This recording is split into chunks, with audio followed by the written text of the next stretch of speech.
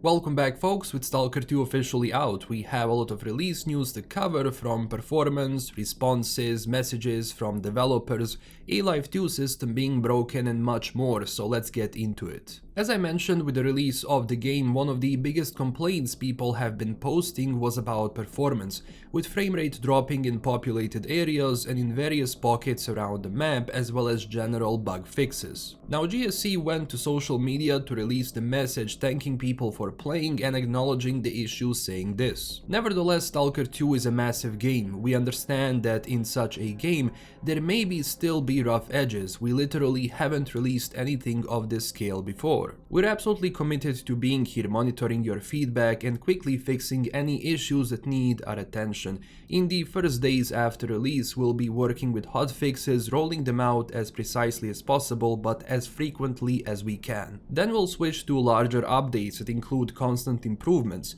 There will also be free in-game content. We'll share its roadmap later in December. We have big plans for Stalker universe. In a way, today is both a return and the beginning of a grand journey." It does feel promising to hear this, and I mean, it also benefits them, as fixing the game means better review and more people joining the game. Right now on Steam it's sitting at 77.65%, and on Metacritic situation is in similar margins, with 74 points based on critic reviews and 7.7 for user reviews. When it comes to player numbers, we can see that on Steam there was 117,000 people playing, almost going up to 118,000, with the weekend still approaching, so this number might stay like this or might be higher as more people have, more time to play the game. As of recording this video at the moment, it had around 81,000 players online.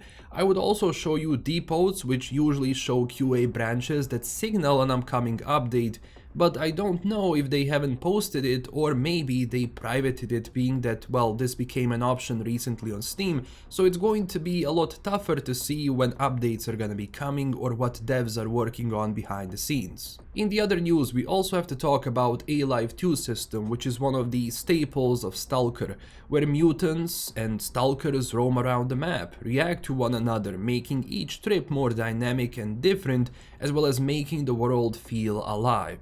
But recently a lot of people reported that they feel like it's not working and enemies started spawning around them, which was never the case with Stalker, with some systems also being overtuned or not being there at all, making a lot of people worried if A-Life system was actually implemented. In reality, A-Life system is in the game, but right now, as said by developers on their official Discord server, there are issues, and on top of that, it does seem that the biggest feature of it being that, well, migration system where each encounter feels natural and enemies are not spawning around you is definitely not working, but this is what they said in their statement. There are several known issues with A-Life 2.0 system that we are aware of, and we are working on fixes, improvements. We know that this system is very important to the zone, having an immersive atmosphere, and we will do our best to fix the known issues. And this is true because A-Life system was always a staple of Stalker, where everything in the zone made sense, where it was going and moving and how it was reacting to each other.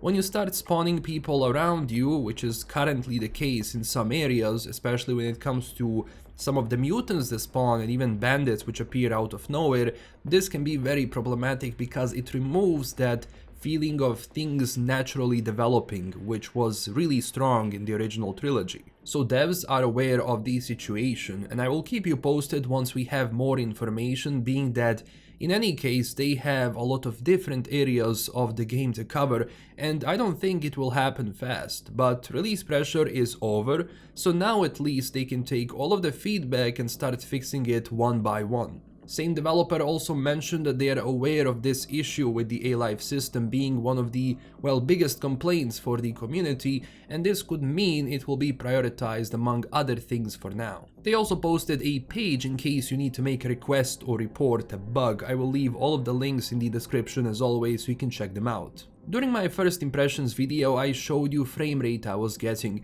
and even though it wasn't that bad for me in open world, areas which are populated with NPCs, especially bigger towns, will take a huge hit on frames, and it will drop to 20, 25, even to 30 until things properly load. On top of that, a lot of people have visible stutter regardless of their system, and I presume that this is also known to the devs and will hopefully be addressed with the future updates. But I don't want this news update to be all gloom and doom, as in general it does seem that people like the game, and I'm sure gameplay will shine more as bugs get resolved one by one. And sadly, I did read on my Discord, for example, that there are some people who simply cannot run the game. It's just not running well even though they have an optimized PC, so they're gonna be waiting for more updates to get into the game as well. They still have those DLCs they announced as well, and we will get more news on that later this December with the actual roadmap, so also looking forward to that. In the other news, Stalker 2 mods are already flooding Nexus with mostly optimization and bug fixes,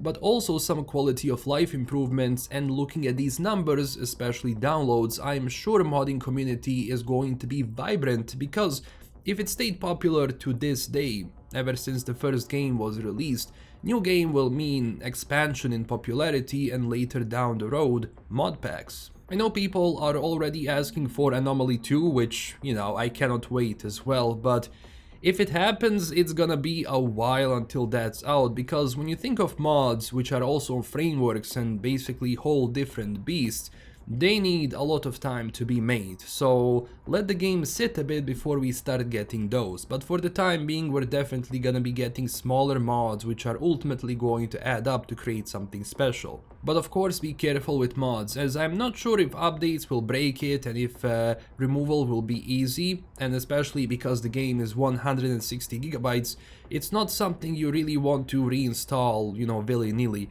I will also have mod videos as well as modding guides in the future as soon as I test everything out, because, well, this is going to be an integral part of the Stalker experience. Mods always were. In the other news, we also learned that Stalker 2 has sold over 1 million copies since release, and this is what developers had to say. No wonder it feels a bit crowdy in the zone. 1 million copies were sold, and much more Stalkers joined the artifact hunt with Game Pass.